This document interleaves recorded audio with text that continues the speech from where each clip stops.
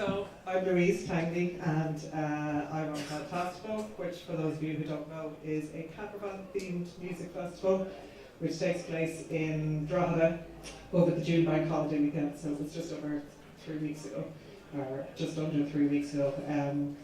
It's basically the campervan theme sets us apart from other festivals, but at its core, it's a festival promoting Irish music. Our lineup is usually up to 95% Irish, and the vast majority of acts on the lineup are unsigned acts. We do an open submission process every year, so anybody who writes original music can apply. So we don't do covers bands, we don't really do DJs, but we do producers. And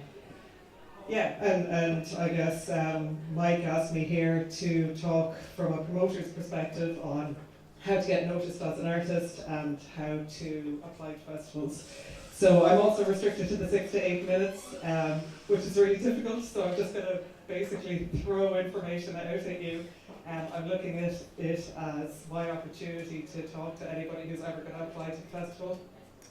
Follow the instructions, because about 50% of acts don't. I would say my 3-year-old is better at following instructions than most artists that I know. So I'm just going to take this opportunity to have a little rant, basically, and throw bullet points at you about getting noticed and applying for a festival to play. This year was the 8th year of Vantastival. We had about 500 applications for slots. Fewer than 1 in 10 were chosen, and the rest of the lineup is just acts that we would approach ourselves, but most of it is through the open submission. Basically, getting noticed as an artist in general. Okay, so Mike mentioned in his email to me about electronic press kits. Everybody will have their own opinion on this, and maybe Angela and Emma might disagree. I would say don't bother with one. I have never opened one, and I have been sent hundreds of them. So I would say instead of that, just have a good press release and a good photograph. The photograph thing is important because you'd be amazed how many bands just have a photo of themselves getting pissed and, drinking Dutch Gold in a tent somewhere, that they actually send as their band shot. Not a good idea. In terms of a press release, I would say keep it short and relevant. And if you don't have a good command of the English language, which a lot of musicians don't seem to, get somebody else to write it for you, or at the very least use a spell check. Always include a phone number, because the number of opportunities that we have last minute for an act that we need to be able to contact immediately is massive. And if we're going to choose an act with a phone number that we can get an immediate answer from. So don't just stick to email, always use a phone number. Never send attachments of any kind attached to your email, because it'll be deleted in most cases. I think journalists in general have the same opinion on that one. So unless you're specifically asked for an attachment, don't send them. CDs, the others have spoken about CDs already. I would say definitely send CDs to the relevant people. If I have a CD in my hand, I'm probably going to throw it on at some stage, whether it's in the car, whether I'm making dinner, whatever.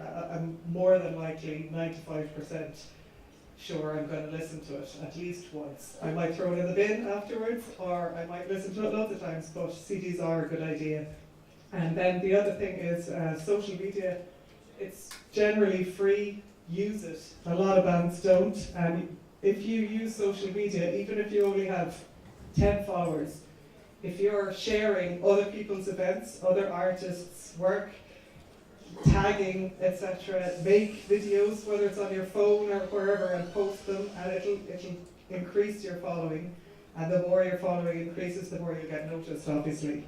And then the last thing on that is just to play as many gigs as you possibly can, and give an enthusiastic performance, whether there's 7 people there or 700 people. What you put into it really should be the same.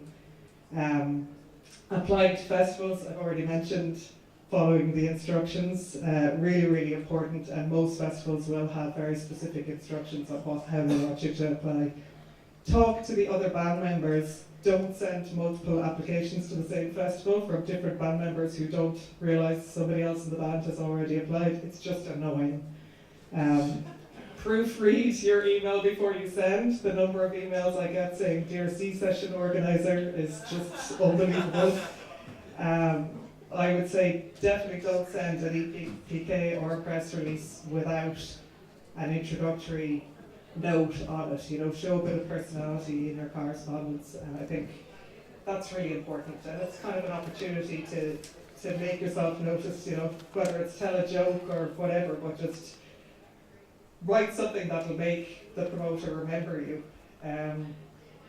Make sure you have really good quality recordings. Obviously that's really important, and a lot of bands don't. They send YouTube videos that you can't really hear over the crowd, so have proper recordings available on Breaking Tunes, SoundCloud, etc. And if it's possible, have your best track first, because we might not listen past one if we don't like. So, you know, arrange the order of the tracks as to what you think is best. Apply as the band that you will perform as if you're successful in getting a slot. Might seem like an obvious one, but we've had bands who've applied as a two-piece and shown up as a five-piece with a different name. So, you know, don't do that. It's important, like for example, for us, we have different stages of different sizes with different specs, so we're choosing our lineup based on what can fit on what stage, so we need to know in the application, and don't just add band members afterwards without consulting the festival organiser. And, you know, Jonathan mentioned it there, promoters are really, really busy people, and you just got to make it easy for us, as easy as possible. If you send me a Facebook link to music, but I have to like your page to listen to the music, I won't. If you send me a link that doesn't work, I'm not going to bother going any further, because I just don't have time, basically. Make yourself easy to find on Google. Obvious things like that. And I suppose then I'm just going to talk a little bit about what we would look for in a band. As I said, like fewer than 1 in 10 bands that apply to the festival will get a slot. For us, we're looking for a band that will stand out. So originality is the main thing. Obviously musicality, personality, I also mentioned. And every festival will be different. It will have a different sort of angle on the music that they choose, etc. For us, it's diversity. We want diversity in our lineup. So we would have an allocated number of slots for folk acts, for male singer-songwriters, female singer-songwriters, etc. So that's just a way for us to make sure we don't end up with 70 indie rock bands, which will be really easy to do and really boring for everybody at the festival. And then the last thing that Mike also asked me to mention was liaising with festival staff once you've actually been selected and are on the bill for a festival. So this is a really important one. I'd say reply as promptly as possible to correspondence through email. Don't be checking your email once a week. You know, you're a grown-up. Try and check it every day, and most people have a smartphone at this stage. Small festivals like us, I mean, Vantastival is, I think there was almost 5,000 people on site this year, but we have a really, really small crew, which is basically me for 9 months of the year, and then it grows to probably 10 people as it gets closer to the festival. But you'd be amazed by musicians who tell maybe the artist liaison something and tell me something else, and don't consider that we might actually speak to each other about it.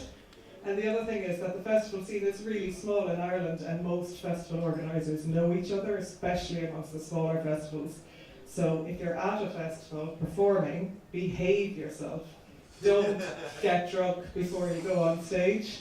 Might seem like an obvious one. We have had a band who were joyriding drunk around the campsite. We had a band who vandalised property. It's unbelievable what some people get up to, and obviously word travels fast, so you're not going to be booked by the festival down the road if they know you're going to do something like that. What else? I would say be memorable in a good way. So try to stand out, be nice, show your personality, be funny, go out of your way to help promote the event that you're actually booked to play, and festivals will remember that, and they'll be more inclined to book you again. Honour your commitments. So if you have been booked to play anywhere, whether it be a festival or anywhere else, don't cancel at short notice because you get a better offer. You know, if you've said you're going to play. And I suppose the last thing that I want to say really is festivals can't exist without the musicians that play them. So it's also really, really important that you are respected by the festival that you're playing and that you're treated properly. And I think that some festivals fall down in that regard. And, you know, bands need to know that their equipment is going to be safe, that they're going to be looked after properly when they arrive. And if that's not happening, you need to, I suppose, let the organisers know that that's not good enough.